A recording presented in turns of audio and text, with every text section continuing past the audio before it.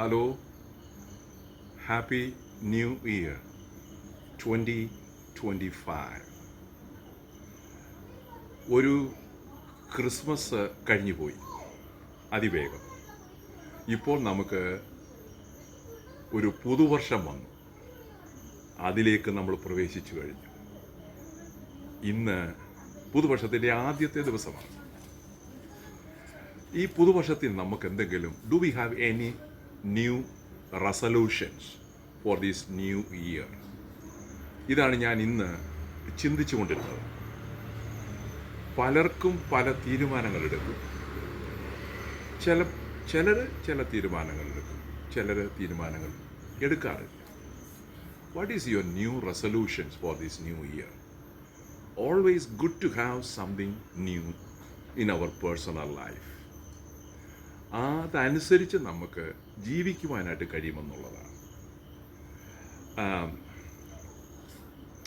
നമ്മുടെ ജീവിതത്തിൽ അനേക ചലഞ്ചസ് വരുന്നുണ്ട്.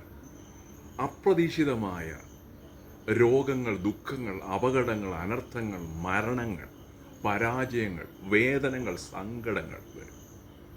How we face these kind of uncertainties, chaotic situations are problematic and emotional ups and downs in our life.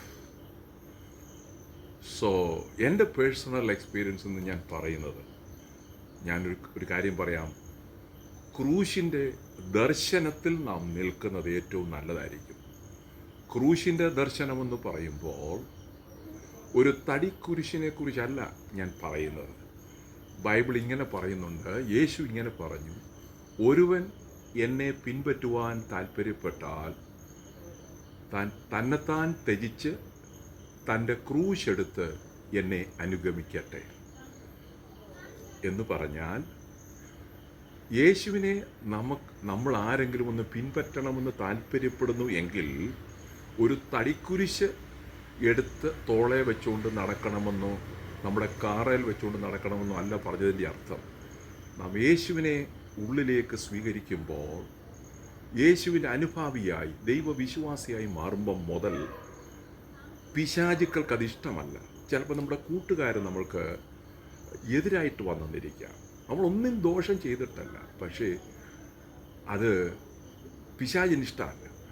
അപ്പോൾ കർത്താവ് പറയുന്നു, നീ എന്നെ പിൻപറ്റുവാൻ താല്പര്യപ്പെട്ടാൽ അതിൻ്റെ പേരിൽ നിനക്ക് ചില ക്രൂശുകൾ എന്ന് പറഞ്ഞാൽ വേദനകൾ, ദുഃഖങ്ങൾ, പ്രയാസങ്ങൾ അനുഭവിക്കേണ്ടി വരാം. ഓരോരുത്തർക്കും ഓരോ നിലയിലുള്ള കഷ്ടപ്പാടുകളായിരിക്കാം.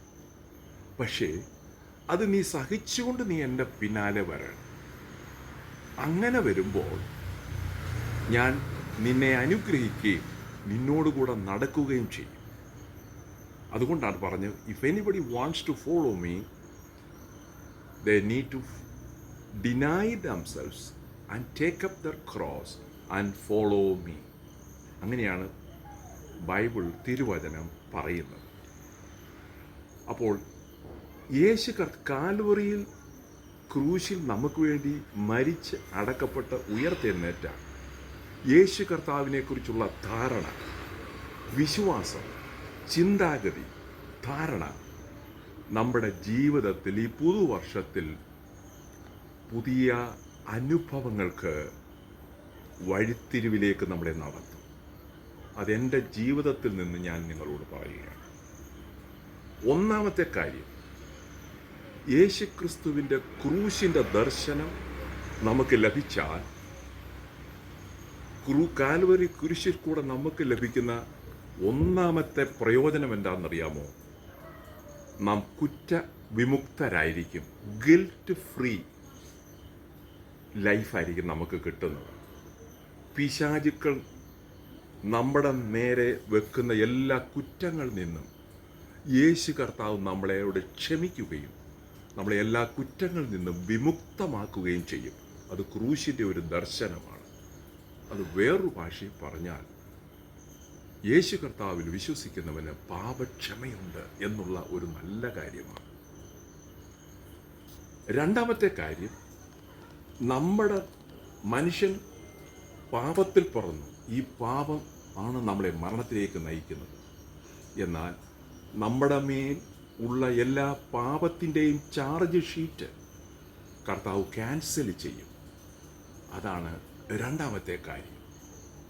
മൂന്നാമത്തെ കാര്യം, യേശു കർത്താവ് കാൽവറിയിൽ തൻ്റെ കൈകാലുകൾ ആണിമേൽ അടിക്കുമ്പോൾ നമ്മുടെ ഓരോരുത്തരുടെയും പേരിലുള്ള കുറ്റത്തിൻ്റെ ചാർജ് ഷീറ്റ് യേശുവിൻ്റെ ആ കാൽവറിയിലെ ആ ആണിമേൽ അത് അടിക്കപ്പെട്ടിരുന്നു എന്ന് പറഞ്ഞാൽ നമ്മുടെ ഓരോരുത്തരുടെയും പാപത്തിൻ്റെ പ്രായശ്ചിത്തത്തിനു വേണ്ടിയാണ് യേശു കാൽവറിയിൽ മരിച്ചത് എന്ന് നമ്മൾ വിശ്വസിക്കുമ്പോൾ നമുക്ക് നമ്മുടെ പാപങ്ങൾ നമ്മളിൽ നിന്നും മാറിപ്പോകുന്നു.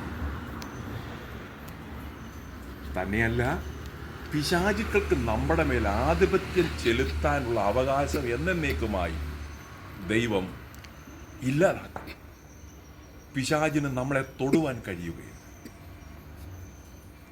അവൻ്റെ പവർ നമ്മുടെ മേൽ ഡിസാം ചെയ്യുകയാണ്. അതാണ് വേറൊരു കാര്യം. അടുത്ത ഒരു കാര്യം കൂടി ഞാൻ പറയാം. യേശു ക്രിസ്തുവിൻ്റെ വിശ്വസിക്കുന്ന ഒരു വ്യക്തിക്ക് കാൽവരി കുരിശിൽ നമുക്ക് വേണ്ടി മരിച്ച യേശുവിൽ വിശ്വസിക്കുന്ന നമുക്ക് എല്ലാ ദുഷ്ട പൈശാചിക ശക്തികളുടെ മേൽ നിന്നും നമുക്ക് ജയം തരും. ചുരുക്കി പറഞ്ഞാൽ ക്രൂശിൻ്റെ ദർശനം നമുക്ക് പ്രാപിച്ച് ജീവിക്കുന്നത് ഏറ്റവും നല്ലതാണ്. ഈ പുതുവർഷത്തിൽ ജയകരമായ ദൈവപ്രസാദകരമായ ഒരു ജീവിതം ചെയ്യുവാൻ ഏതു പ്രശ്നങ്ങൾ വന്നാലും അതിനെ അതിജീവിച്ച്, പിശാചുക്കളെയും അവൻ്റെ തന്ത്രങ്ങളെയും അതിജീവിച്ച് ദൈവത്തോട് ചേർന്ന് നമ്മൾ ജയാളികളായി ശക്തരായി നമ്മൾ ചെയ്യേണ്ട കാര്യങ്ങളെക്കാൾ അപ്പുറം ദൈവം നമ്മളെ കൊണ്ട് ചെയ്യിപ്പിക്കുന്ന ഒരു അനുഗ്രഹത്തിൻ്റെ, ആരോഗ്യത്തിൻ്റെ, ഉന്മേഷത്തിൻ്റെ, ചൈതന്യത്തിൻ്റെ, നന്മയുടെ, ദൈവത്തിങ്കിലേക്കുള്ള ഒരു ദിശാബോധത്തിൻ്റെ വർഷമായി തീരട്ടെ 2025 എന്ന് പറഞ്ഞുകൊണ്ട് ഈ ചെറിയ സന്ദേശം എല്ലാ പ്രിയപ്പെട്ടവർക്കും വേണ്ടി സന്തോഷത്തോടുകൂടെ സമർപ്പിക്കുന്നു. God bless you.